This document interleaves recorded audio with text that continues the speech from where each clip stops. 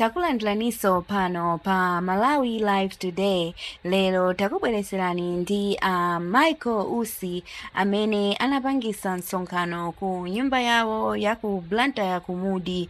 Iwowa anayankhula ndi Atolankhani atamaliza Nsokhano wawo omwe amapangisa lero pa 29 December. Anayankhula ndi Atolankhani angapo amene iwowa anayankha mafunso osiyanasiyana zokhuzana ndi za Chipani cha UTM. Takhalani pompo mumvetsere zomwe Michael Usi ayankhula. I'm not going because, as far as I'm concerned, they don't exist. They don't exist because they are not legitimate. They did not follow the rules of the game. They did not follow the constitution. So for me to appear before them, it's like advertising their positions. It's like I'm telling the nation that I'm recognizing them as leaders of UTM.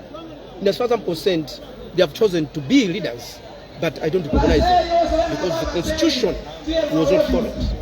I've not changed my mind on that. And surely you have also mentioned that if they've got any agenda, if they've got anything they want to do to you, they are free to do so. Can you elaborate? Yeah, what I'm saying is because they've been beating about the bush for quite a long time. We will invite, we will summon Dr. Michael Usi for this and that, but they never do it. So what I'm saying is, do not spend your time just talking. Do what you want to do. I don't mind. No. I am a leader in my own right, and I know what to do.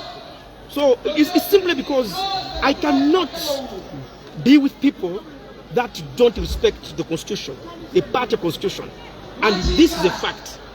And let me also say, I have nothing personal against individuals in the party of UTM. I mean those that have claimed, the top positions. They can be like that. I have no problem with them, as persons.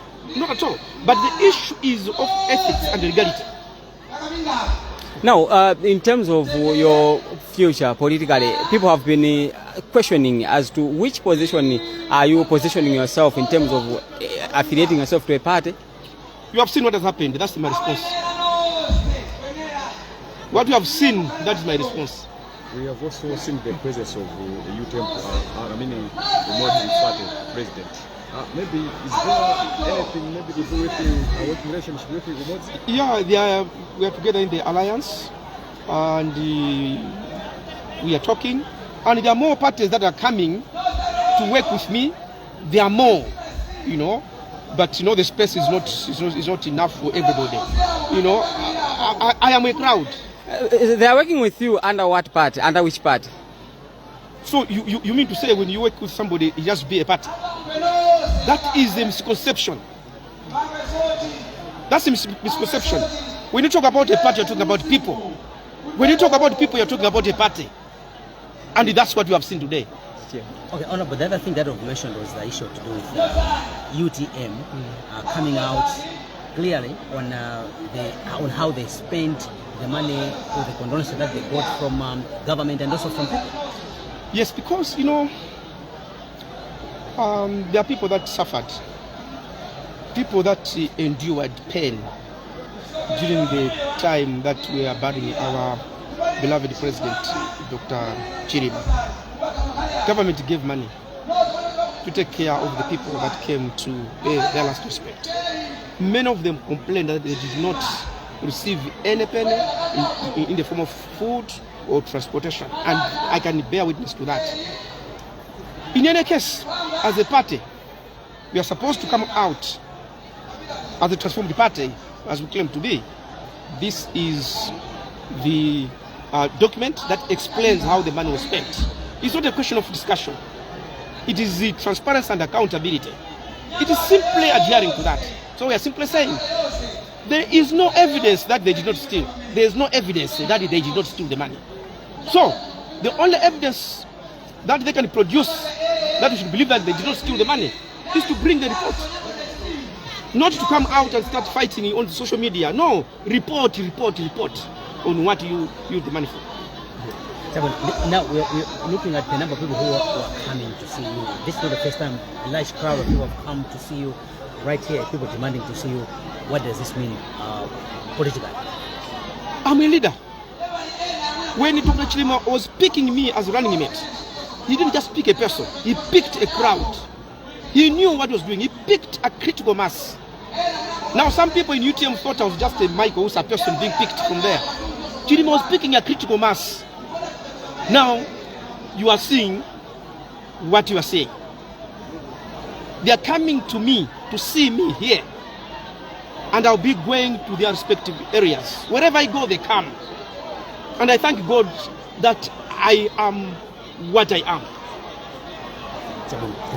Before that, he was going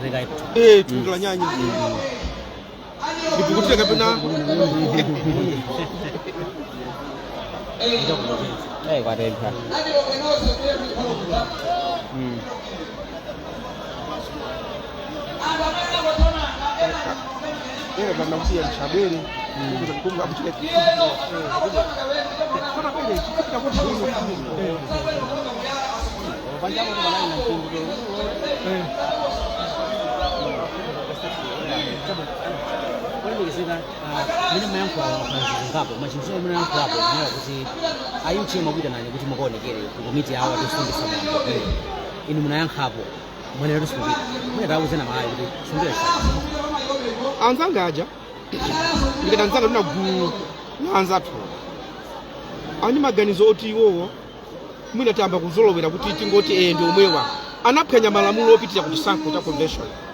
Ndinani nakhala imene jayo ndesi ndingapite kuonekera pamaso pa iwowo kukhala ngati kuvomereza kuti anthu aja ndimanena kuti aphwanya malamulo aja ndavomereza. Ine ndinena kuti aphwanya malamulo sindikuavomereza kwa ine si asogoleri. Ndesi ndingapite kukaonekera pamaso pa anthu amene ndikuti si asogoleri. Koma izi ndinene poyera ndilibe china chilichonse ndi iwo ngati anthu. Ayi koma ngati asogoleri si asogoleri kwa ineyo fasana sati malamulo. Mnalankhula kuti ngati kufuna kuchita angonena anafuna kuchita chani mumatantha zake. Yesu anatopa naye Yudasi kumangozungulira anakuti iwe chifuna kuchita chita nsanga chifukwa chimene amafuna kuchita Yudasi Yesu anachiziwa.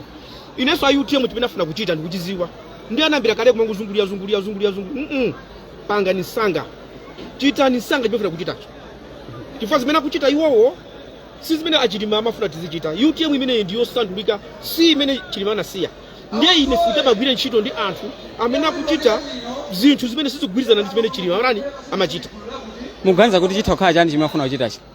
Iya muchiona si akauchizembera lekani chikome maonekedwe akuchizembera iwowo akuzemba muchiona chituluka. Ndiye pakhala nkhani yofunsidwa kuti kodi pamene pazotanthauza kuti niyo muli chipani chiti mwina anthu muta amasula Malawi. Iya Malawi amasulidwa atu ngati sana masulidwe mwaona zaona inu apopo ndiye chipani changa chimene chocho. Chabwino ndiye munalankhulapo nkhani ya ndalama za chilengedwe zimene boma linapereka ku chipani cha UTM komanso anthu ena akhala kupereka ndalama ku chipani cha UTM kupepesa pa imfa ya mtsogoleri wake national wachikulu mwanena kuti akufunira abwere poyera. Tafotokozani nkhani imene bwino. Ya izizi zikukhudza ndi malivaja anthu anabwera ambiri anadandaula kwambiri kuti sanadye mayendedwe alovuta ena sanapitiso kumaliro kuja koma ndalama zinaperekedwa.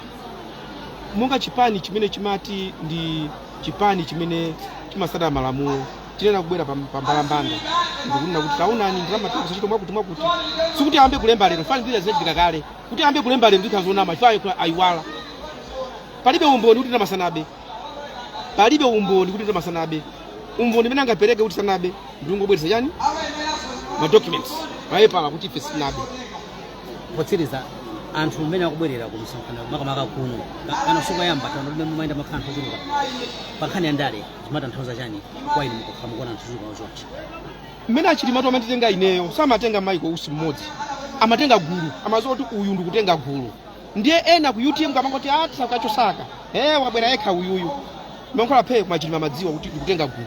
Ndiye gulu mene mulionali ndipo ndiye kuti anthu alembesa ndikwadziwa ati madziwana tininjira zanga ziwafikira msanje tukaronga nkhotakota tu mchinji alembese sikuti likafika pasongona kabwera anthu ambiri pakuti ochigulu iyayi ine ndikumaziwa kukwalisa mwakuti alisema kuti ngona ndikumalima mtima ndikumayenda ni ndidi amene alembesa ndikwaziwa ndipo ndili bwino. Muli bwino ine ndili bwino. Taona kuti muliso ndi umodzi pate ndili bwino ndi mgwirizano kapena ndikuti umodzi tinaonawo mu alliance limodzi koma ndine kuti participants zambiri zimene zabenthuka ndikubwera kuti tigwire nanu ntchito ndikuganiza kuti mfundo zanu ndi zabwino kugwira ntchito. Mmene ndikuti ndili bwino ndikuti ndili bwino. Agwira nanu ntchito mudzina la Chipani chanji? Iya, inu mukulimbikira za Chipani itu. Chipani sichimavota, amavota ndi anthu. Chipani sichivota, amakavota ndi anthu. Anthu mwaona apopo ndi amene atakavote. Thank you so much. Thank you. Ndili bwino.